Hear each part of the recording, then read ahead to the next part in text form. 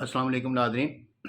ناظرین آج ہم نے دیکھنا ہے کہ حق مہر جو ہے نا حق مہر کی کتنی اقسام ہوتی ہیں، کیونکہ اس میں بڑی کنفیوژن آ رہی ہے۔ میں نے کچھ فیصلے دیکھے ہیں ججز کے،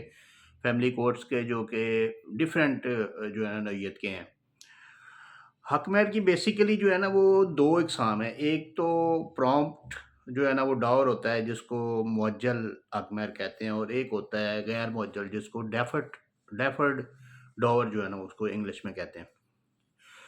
اب اکثر اوقات جس وقت جو خواتین ہیں نا وہ اپنا کوئی کیس وغیرہ حق مہر کی بابت جو فائل کرتی ہیں، تو وہ اس میں جو ہے نا وہ ججز کو جو ہے نا وہ پریشانی ہوتی ہے کہ یہ ڈیفرڈ ہے یا پرومپٹ ہے۔ تو ہم اس کو آج اس طریقے سے کلاسیفائی کریں گے کہ تاکہ جو ہے نا یہ ساری چیز پراپر طریقے سے جو ہے نا وہ سمجھ آ جائے۔ جو نکاح نامے کے اندر جو لکھا ہوتا ہے نا، اس کے اوپر ایک تو معجل لکھا ہوتا ہے اور ایک غیر معجل لکھا ہوتا ہے۔ جو معجل ہوتا ہے وہ تو پرومپٹ ڈاور ہو گیا نا، سمپل سی بات ہے کہ وہ پرومپٹ ڈاور ہو گیا، اور وہ جو ہے نا اس کو اسی وقت ادا کر دیا جاتا ہے، عورت کو، خاتون کو، جو برائڈ ہے، جو دلہن ہے، اس کو اسی وقت ادا کر دیا جاتا ہے،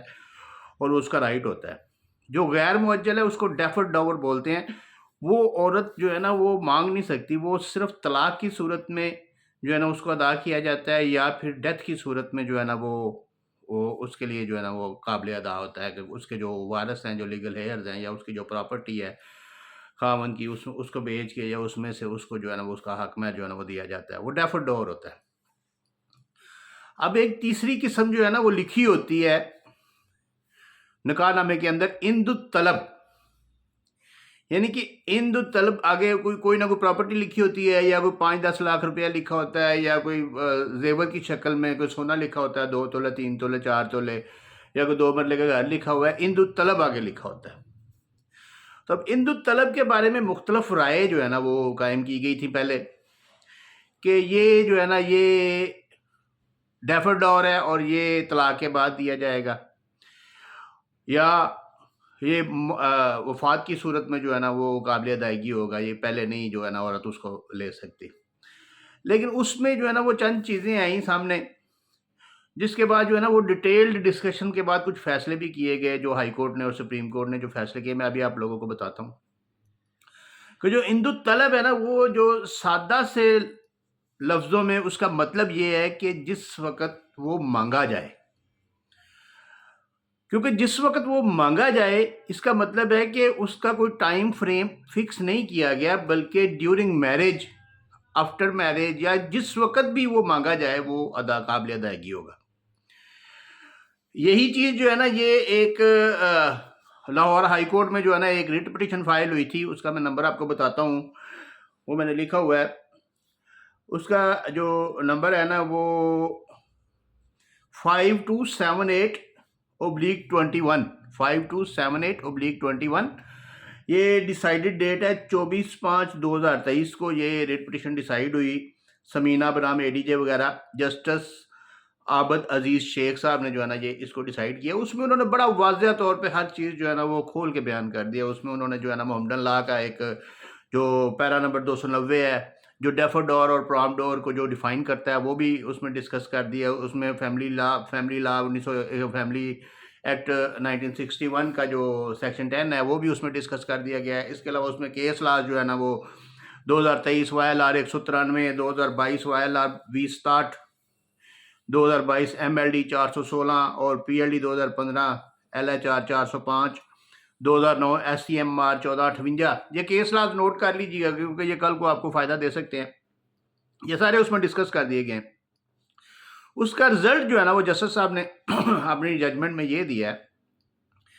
کہ یہ اند الطلب جو ہے نا اس کا مطلب ہے کہ جس وقت مانگا جائے۔ اس کا مطلب ہے کہ یہ پرومپٹ ڈور کے زمرے میں آتا ہے، اور عورت کسی وقت بھی اس کو کلیم کر سکتی ہے، during marriage, during consistency of marriage,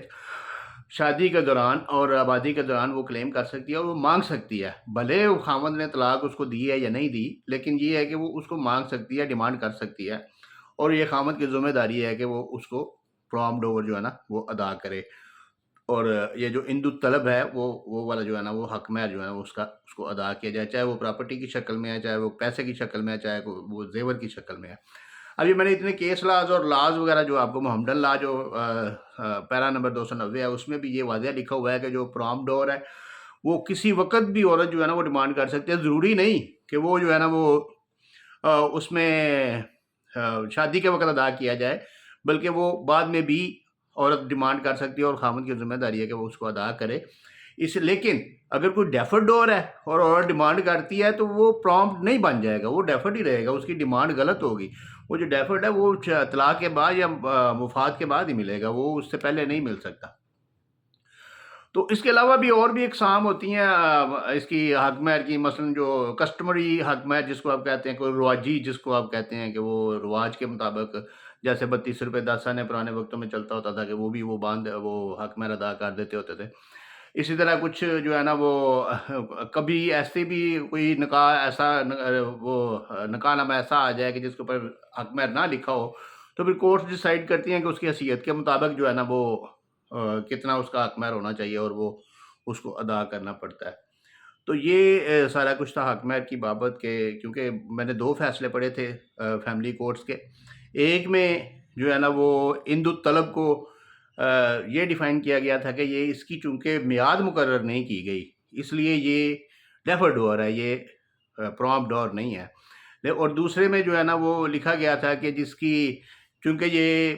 عند الطلب یعنی کہ مانگتے ہیں جس وقت مرضی مانگے، تو اس کا مطلب ہے کہ اس کی میعاد یہی ہے. تو جو سول ججز، جو چھوٹے ججز ہیں، فیملی ججز، فیملی کورٹس کے ججز ہیں، وہ شاید اس میں کنفیوز تھے. تو میرا ویلاگ اور یہ میرا لیکچر جو ہے نا ان کے لیے بھی خاص طور پہ ہے کہ وہ اس چیز کو کلیئر کر لیں اور آئندہ سے نیکسٹ جو ہے نا جتنے بھی فیصلے ہوں وہ اسی اسی رول کے مطابق جو ہے نا وہ ہونے چاہیے کہ عند الطلب جس میں بھی آ جائے وہ اس کو پرومپٹ ڈور جو ہے نا وہ تصور کیا جائے اور اس کو پرومپٹ ڈور کے زمرے میں رکھ کے اس کو جو ہے نا اس کا فیصلہ کیا جائے. بہت شکریہ.